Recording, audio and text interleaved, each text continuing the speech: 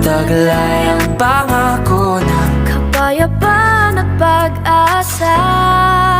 dapat lang Isipin at